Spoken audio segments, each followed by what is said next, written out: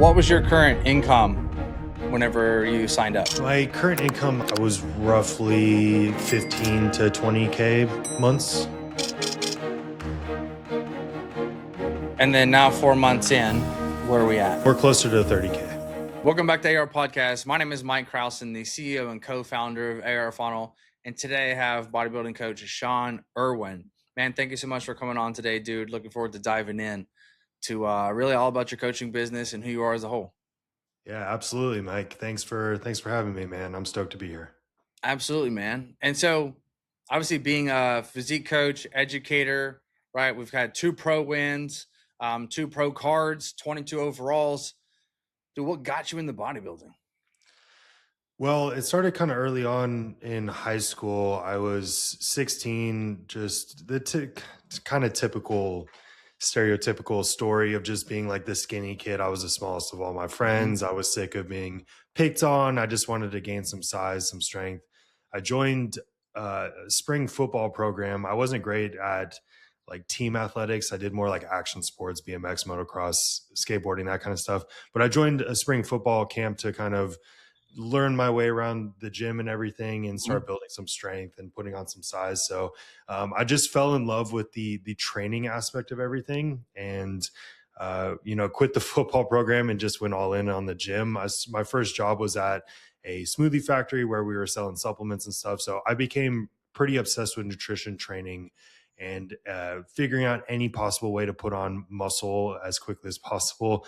So just started nerding out about it and was extremely passionate about it since then.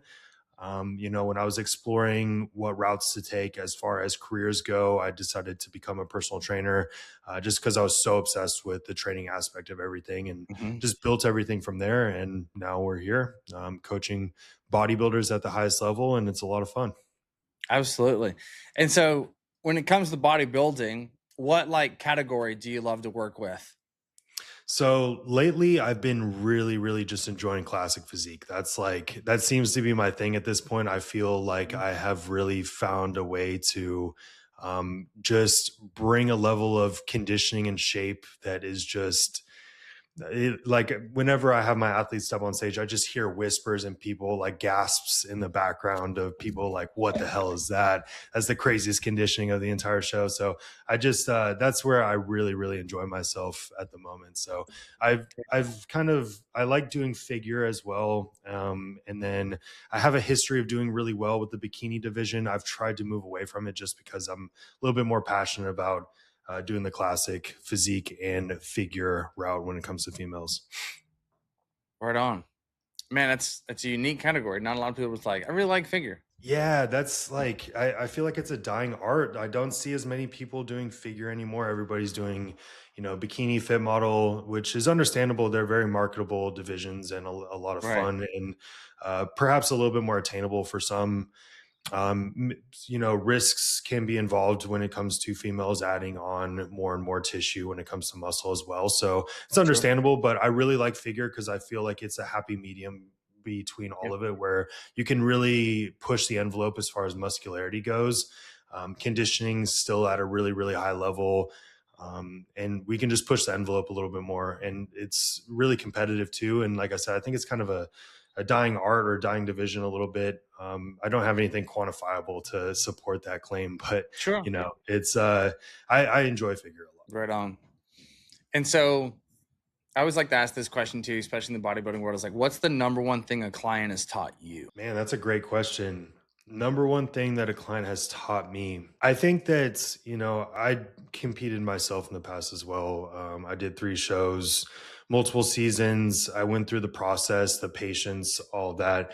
And I always, felt like I had a pretty solid positioning mentally in terms of just understanding the consistency, the monotony, just doing the repetitive things over and over again and having a lot of faith in the process. But I think that I've had athletes that have, far exceeded what I was ever capable of doing as far as the mental side of things. And I think that just the simple aspect of how impressed I am with some of my athletes and how locked in they can be year round, and just I feel inspired by them, so I think in terms of maybe not any specific lesson in terms of learning, but just how impressed I am with how they handle themselves as athletes mentally. I think that has rubbed off on me and my ability to coach at a higher level as well. What do you think makes an athlete a bad athlete? That's another great question. You're gonna, we have the cliches as coaches, like the punctuality sort of thing, athletes not checking in or not checking in on time. That's usually like the surface level thing. But I think deeper than that, I think a lot of it is a little bit more on the mental side of things. And I already kind of touched on that when it comes to like the patience and being able to, lock in and have some level of faith in the process and sticking with it when things are getting hard and maybe, the outcome isn't quite in your favor. I think that what makes a good athlete is being able to work through all the hurdles and the obstacles and, see the thing through. And I think that that's what can lack a lot. And I think that underlying kind of psychological side of things is what kind of derails a lot of athletes. And the surface level, symptoms of that we see kind of come down to that psychological aspect of things where people just aren't able to stick with it and see something through. Sure. Now that makes sense.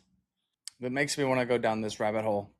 Yeah. Describe your favorite type of athlete. Describe my favorite type of athlete. Now, a lot of coaches may kind of give another kind of surface level sort of explanation about this, like the typical like checks in on time, like the typical stuff. But for me, like I like athletes that are really aligned with like the way that I coach, if that makes sense. And I think that this isn't necessarily talked about enough too with coaches, how we all kind of have our own coaching styles and our own flavor to things and our own, like how much, like for example, like how attentive to detail we are in terms of like wanting more detail so that we can coach in a specific way that works for us and creates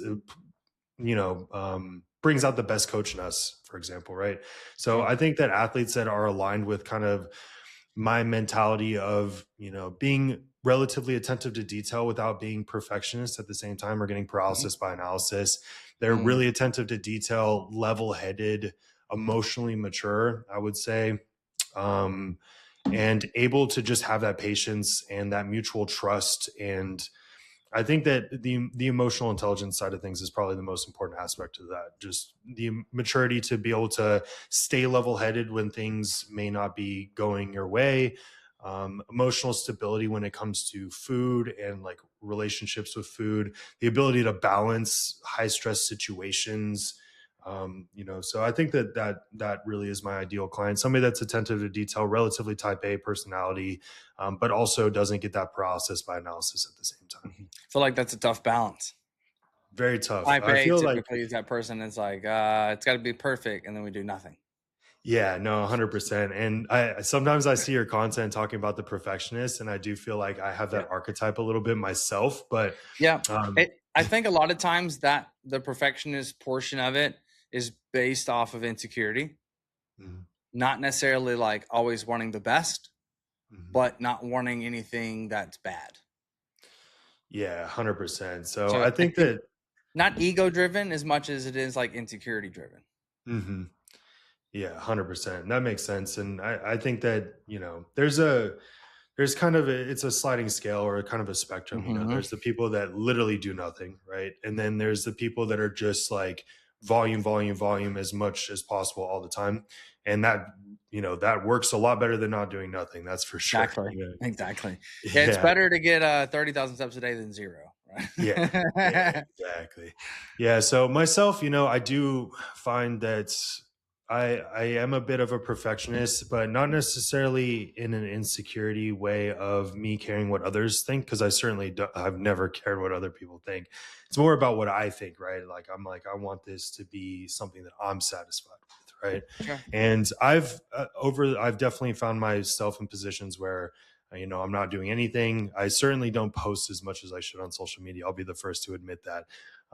But I try to find a balance of what's sustainable for me, where I can have some level of personal satisfaction with what I'm creating, as well as trying to be more frequent. But there's Yeah. always room for improvement, right? Sure. Sure. Well, dude, that all makes a ton of sense. So, from you work mostly with competitors now, or do you have lifestyle as well? So a bit of both, and I enjoy coaching both. I know, we should niche down a little bit more. I suppose I do with the classic and have been a little bit more classic physique, but I do love coaching both 100%. More of a 50-50.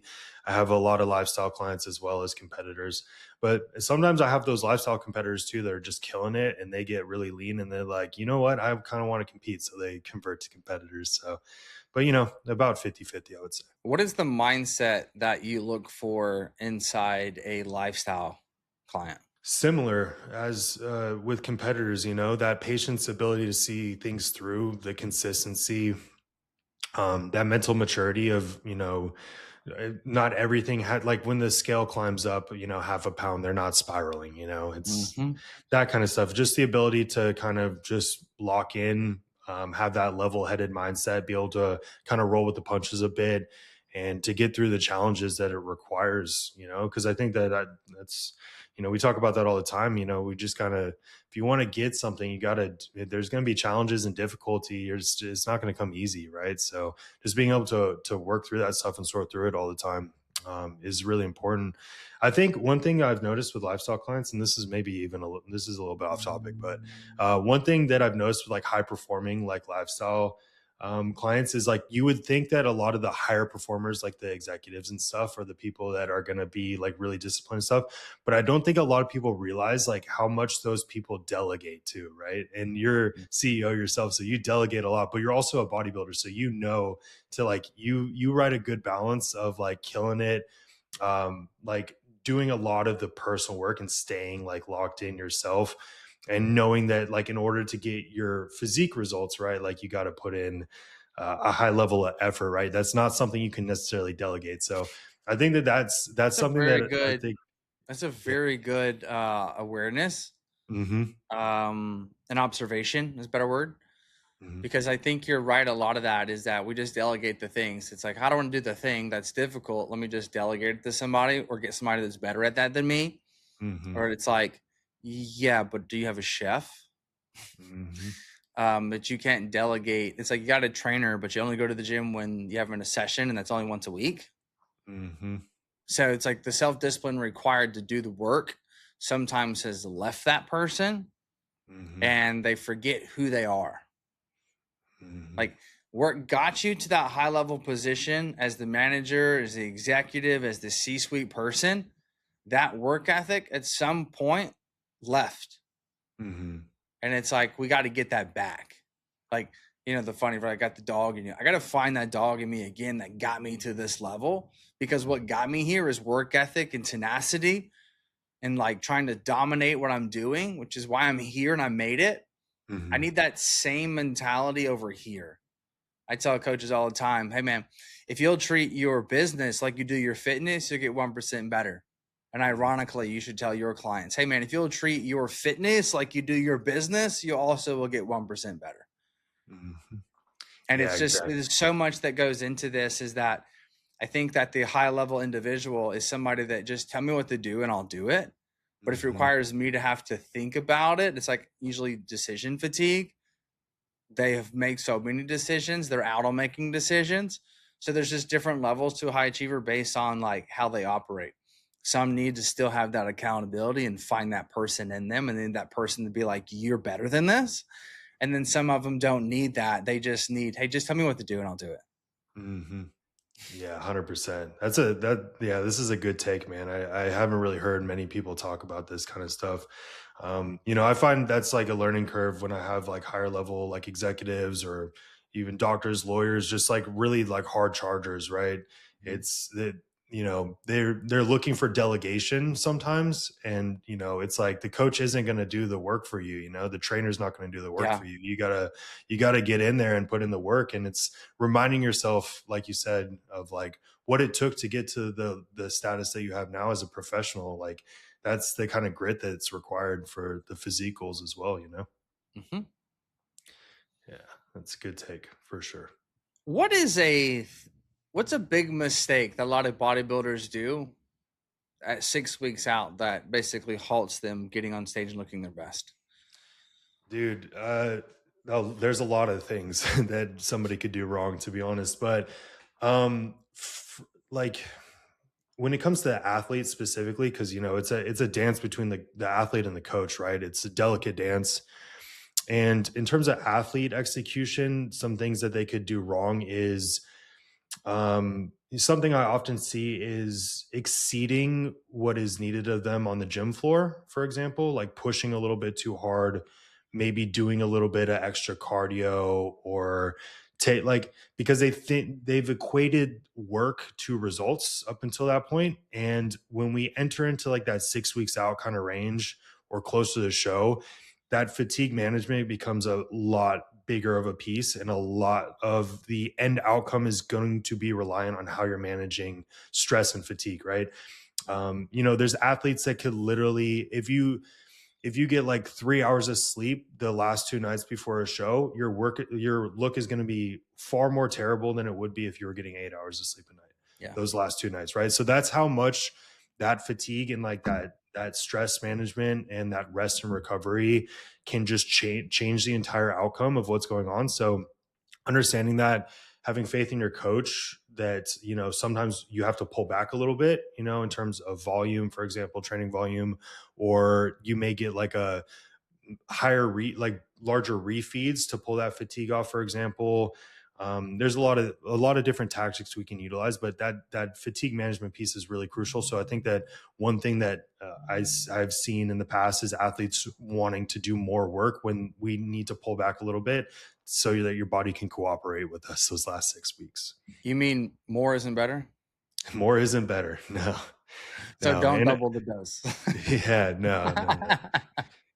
Yeah, I mean, there's an inverted kind of U curve when it comes to, Yeah, diminishing returns. diminishing returns for sure. When it comes to most things, especially that close to a show. Yep, that's it's interesting you say that. So, I'm getting ready for North Americans. I'm 9 weeks out today, and for the last 2 weeks, we've cut food, but the weight didn't drop at all. Getting leaner, but weight's not dropping. So it's like I still have to make weight, right? I was 230 yesterday and been that way for 2.5, 3 weeks, and we've probably cut calories 1,000 at this point, and getting leaner for sure. And then this morning it finally come down. I dropped 2 pounds. Took an inflammation supplement last night, which I normally take every day anyway, but I took it a secondary dose of it at night. And okay, so that lets me know like holding some extra inflammation, whether it's joint, whether it's whatever, right? Stress, sleep, travel. That was a good sign for me. It's like, okay, so like making some progress. This is good. And I think a lot of times like it is a mental head game. Like 100%. And going off of stress. So I like to have your take on this. So it's like for myself, when I quit bodybuilding when I was 25, and I was like, I still need to release this energy. I went into jiu-jitsu, and jiu-jitsu is like, I'm hardcore for an hour rolling 3 or 4 times a week, like more cardio than the full year combined of bodybuilding in an off season into like 1 week, right? After like a few weeks of that hardcore rolling, I looked terrible. Like just watery and soft, just looked like a Pillsbury Doughboy. And I'm like, body fat hadn't changed, but the amount of stress in a hard environment, whether it's like the stress of like I'm being choked or not being able to breathe for 5-minute rounds, or just like this high level of like intensity, if you would, right? In an endurance state versus a 60-second, rep or squat, right? The stress, I think, is what made me look so terrible. Because you would think like you have to get leaner because I'm doing all this cardio. Like I'm burning 1,000 calories an hour. And I would look so bad. And now, as I've gotten older, now getting back into competing, I have like more frequent meals instead of bigger ones. So like off season, I was up to 7 meals. Now I'm down to 6. Last prep, we were at 5, but there's smaller portion sizes, just a little less stress on the stomach, more frequent, but just 5 ounces of meat versus like 7, if you would. And then also too, I don't do cardio. Like we only do steps. Mhm. And like I came in like probably like the most conditioned guy at nationals, enough to get me a first call out, and no cardio, just walking pad steps. Because my body operates in a low stress environment, I like peak. You put any stress of like outside or internal, it's like, and here's why I think that is. I mean, I run a pretty large company. Mhm. I'm always on the go. I run a pretty high stress level subconsciously that I don't know, but I just handle a lot very well because I've been doing this a long time. So my Mhm. cup's pretty full Yeah. when it comes to stress. And so every other little thing, like, and I'm going to Mhm. add in cardio, is just like, boop, it just ticks over. So like, I got to be careful with the output, but I'm better to have like a frequent, consistent output of like just steps versus, okay, so I'm burning the same amount of calories, but in 15 minutes, Mhm. body doesn't respond well.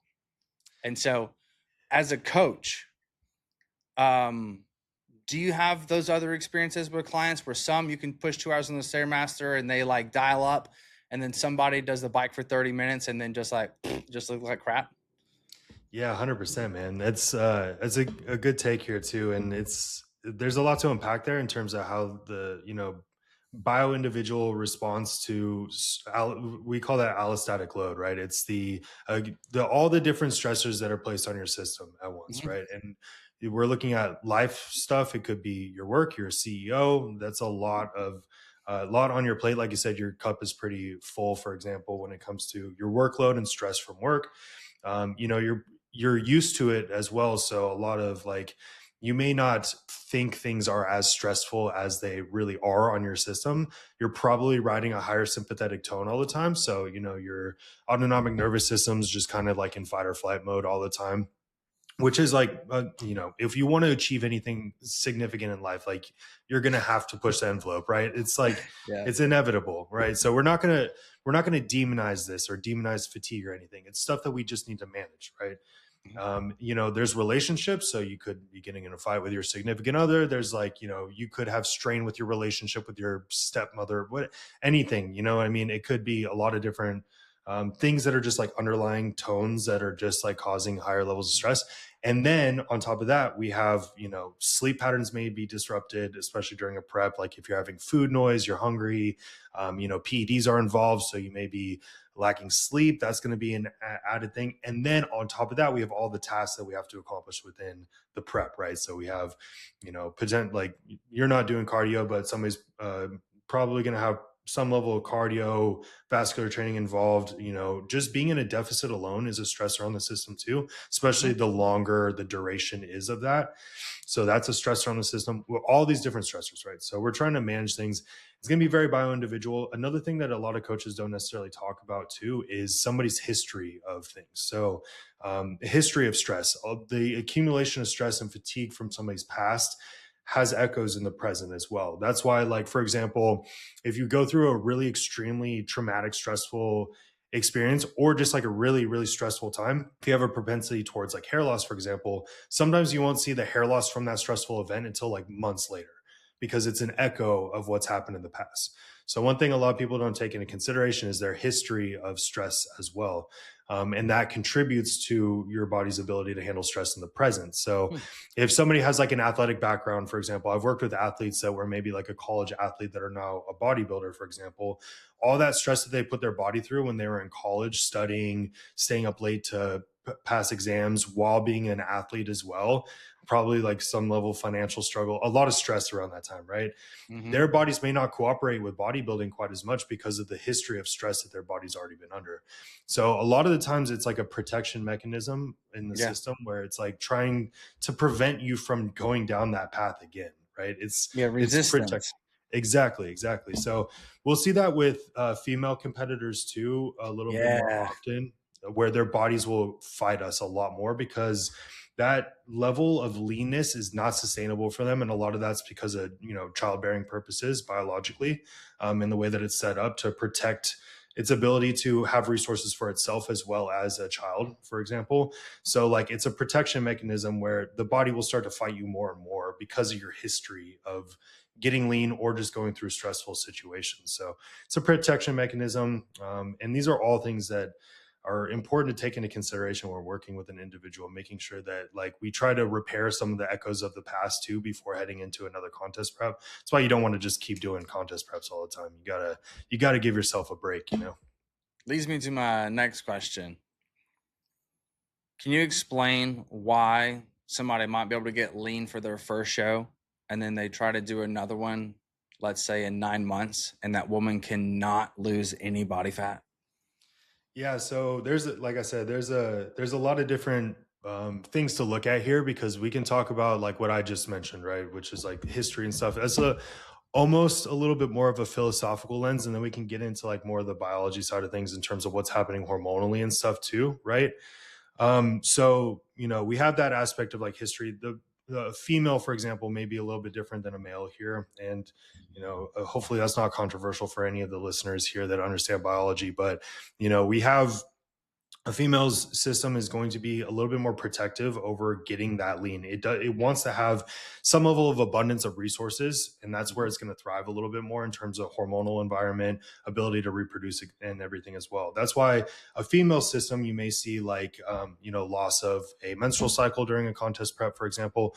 Raw materials that are being utilized to pump out sex hormones, essentially estrogen, progesterone, all these different things that are regulating your hormonal health and balance, might start to downregulate in like a protective mechanism, right? It's going to start trying to hoard resources a little bit more. Metabolic signaling may not be as high, so metabolic kind of functioning may start to downregulate a little bit. Thyroid downregulation, all that kind of stuff. We'll see T3 start to climb down. All these things climb down, essentially, so that you don't need to eat as much to be able to maintain your current weight.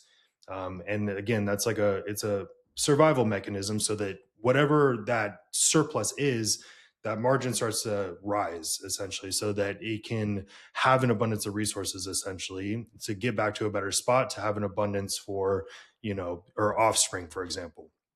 So we have that happening. And every time you go through a contest prep, you know, and you get lean or struggle to get lean in the future, sometimes it's because the body's fighting against that happening again. So it's like, hey, whatever we did was unsustainable as hell, and this isn't, you know, conducive to reproduction either. So we're going to try to prevent this from happening again and make it harder for you to get there again, right? So with females, we'll see that a little bit more often when it comes to their bodies fighting us in contest preps. Now, this isn't you know, necessarily like applicable to everyone, right? There's genetic outliers. There's people that never have a problem getting lean. There's female athletes that are lean year round and are able to maintain a better position, body composition wise, for longer durations without consequence. So, you know, there's genetics.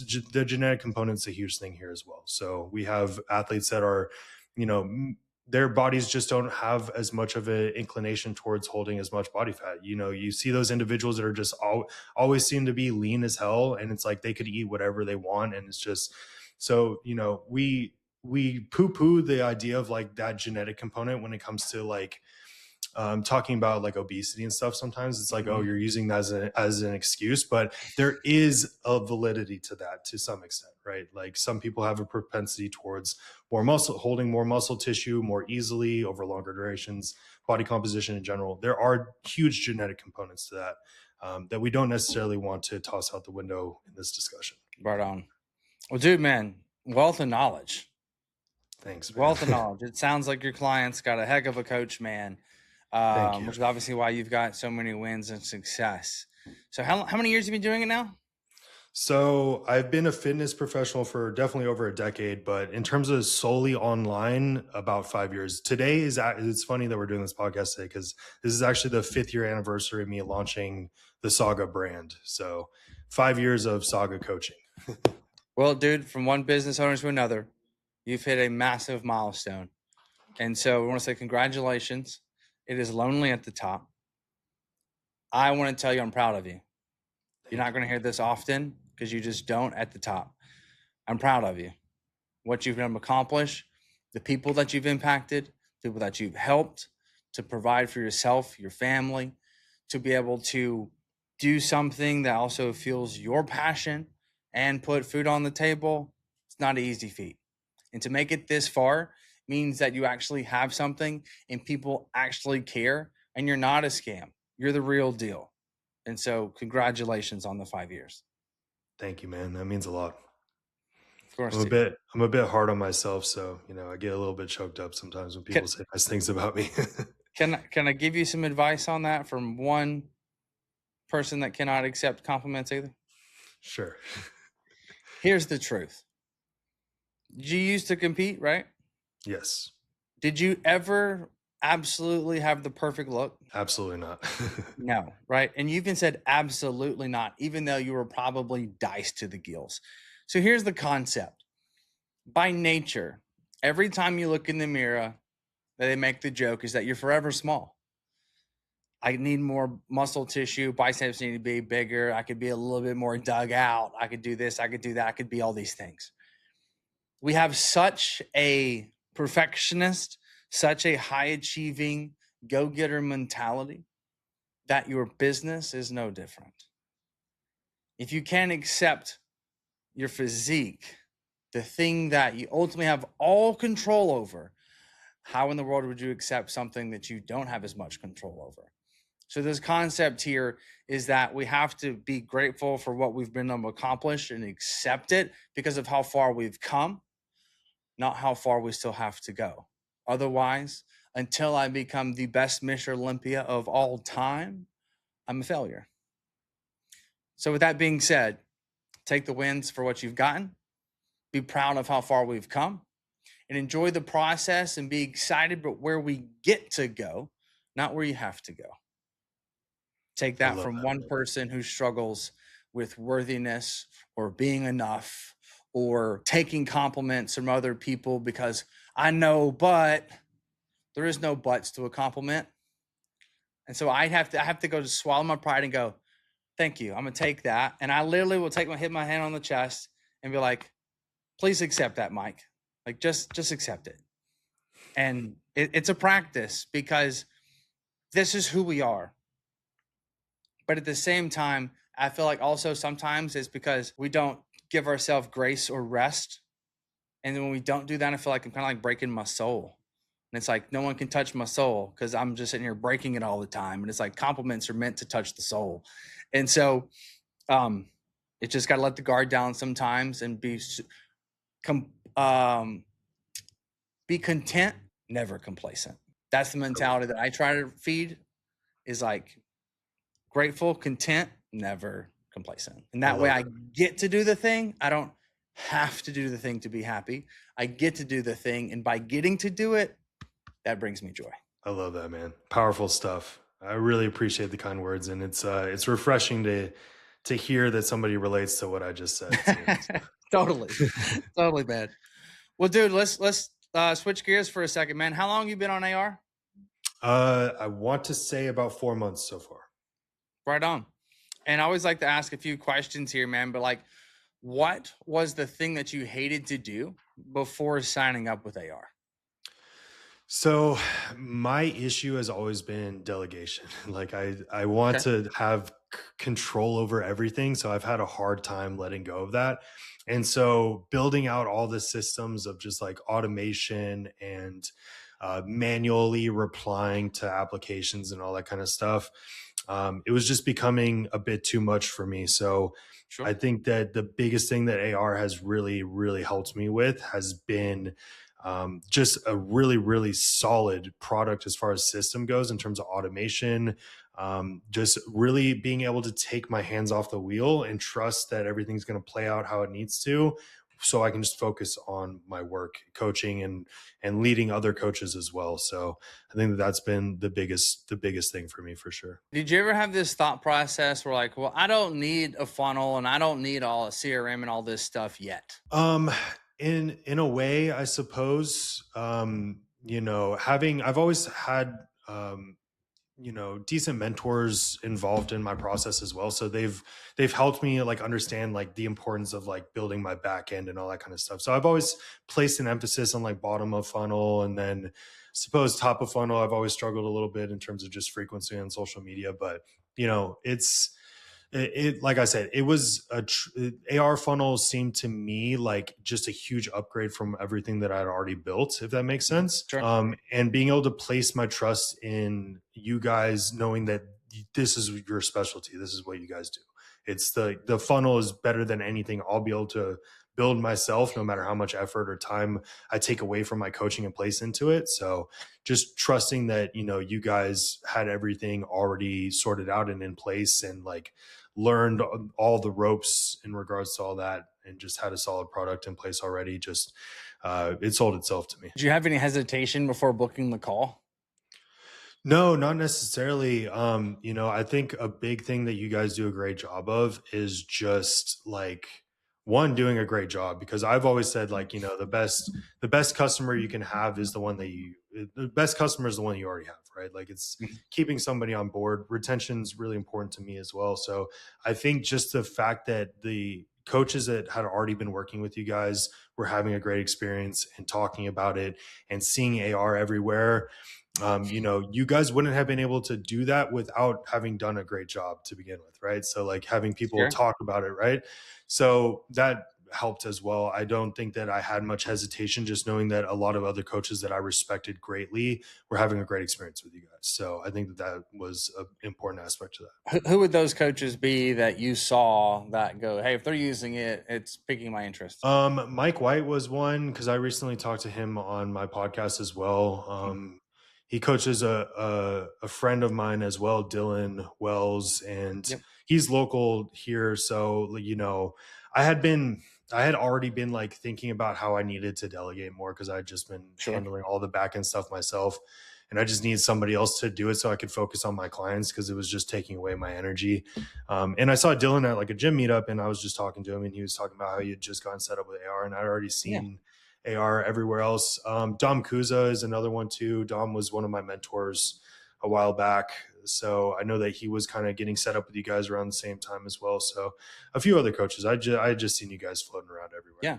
And so obviously seeing the other coaches come on, and you really wanted to do this from an organization standpoint and just get a better back end. But what was your current income whenever you signed up? My current income, I was roughly 15 to 20K months. I want to say. And then now 4 months in, where are we at? We're closer to 30K. Okay. So we came in for organization and got organization. And then we also had a 33% lift, give or take, in the business. Mm-hmm. Okay. I'm going to take that as a win personally. Yeah. So I didn't know your numbers. That's awesome. Love to hear that. Mm-hmm. That's sick. It's funny. So we really do two things. We help a business get organized, or we help them make more money. Mm-hmm. And then sometimes, because we just get organized, we end up making more money. Mm-hmm. And we work with people, like you said, really two types of coaches. I don't have time to learn how to do the thing, or I don't know how to do the thing. I'd rather hire somebody that knows how to do it. Mm-hmm. And if you're too busy, you hire an expert. If you don't know how to do it, you should probably hire an expert. 100%. So you delegating that to somebody that knew how to do it sounds like it's had a pretty good ROI and payoff. And so I love to hear that. What would you tell the coach that's doing $15,000 a month that's thinking about getting with AR Funnel?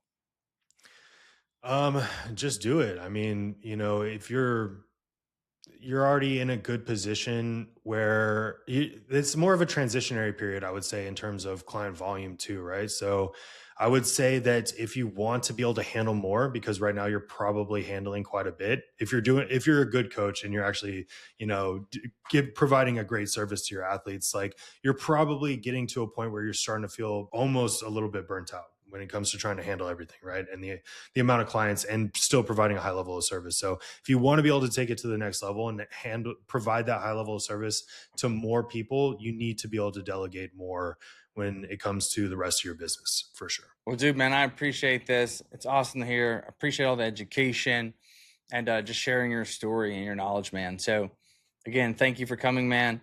If there's anything you need from us, obviously, you know where to find us. You just let us know. and hope to see you soon. Of course, man. It's a privilege being able to speak with you. And thank you for your kind words and a little bit of mentorship here today as well. Thanks, buddy. You're welcome.